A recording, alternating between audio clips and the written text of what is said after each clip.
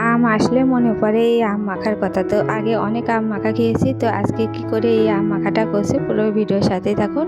আশা করছি আজকের ভিডিওটা ভালো লাগবে। নমস্কার বন্ধুরা, আমি সীমা রান্নাঘরে সবাইকে স্বাগত জানাচ্ছি।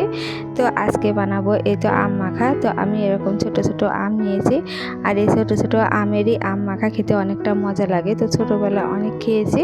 তো আজকে ভাবলাম এই আম মাখাটা করে আপনাদের সাথে শেয়ার করি। আর এই আম মাখা খেতে অনেকটা টেস্টি লাগে। আর গরমের দিনে তো এই অনেকটা গরমে সর্দি গরম লেগে যায়। তো এই আম মাখা বা এই আমের শুধু মিষ্টি না দিয়ে টক খেলে শরীরটাও ঠান্ডা থাকে। তো আজকের এই আম মাখার রেসিপিটা আশা করছি আপনাদের ভালো লাগবে।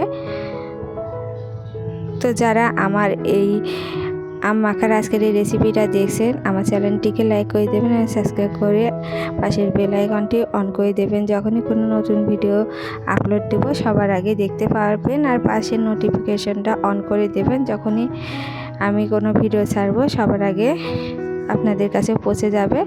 আর যারা ফেসবুক থেকে দেখছেন, আমার চ্যানেলটিকে লাইক এবং ফলো করে দেবেন। তো এই তো আমগুলো কেটে ধুয়ে নিয়েছি। এবার পাটায় এভাবে থেতো করে নিচ্ছি।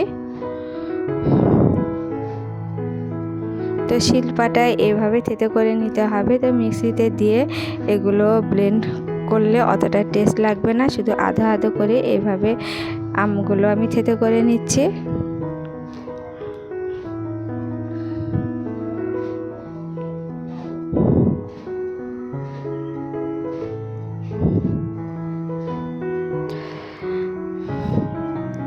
তো আমগুলো আমার থেতো করা হয়ে গেছে। এবারে যে সর্ষে আর মরিচ আমি পাটায় বেটে নিচ্ছি।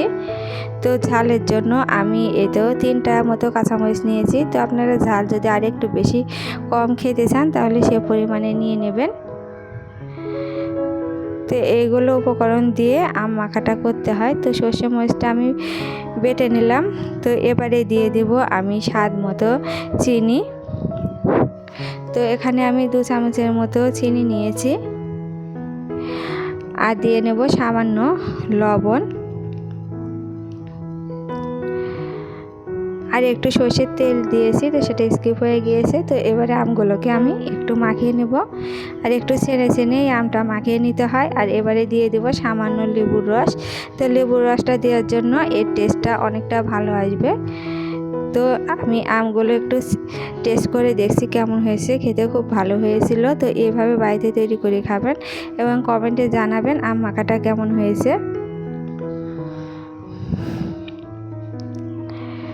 আর প্রথম টেস্টে অনেকটা সুন্দর লেগেছিল, তো অনেকটা টেস্টি হয়েছে। তো সবাই ভালো থাকবেন, সুস্থ থাকবেন।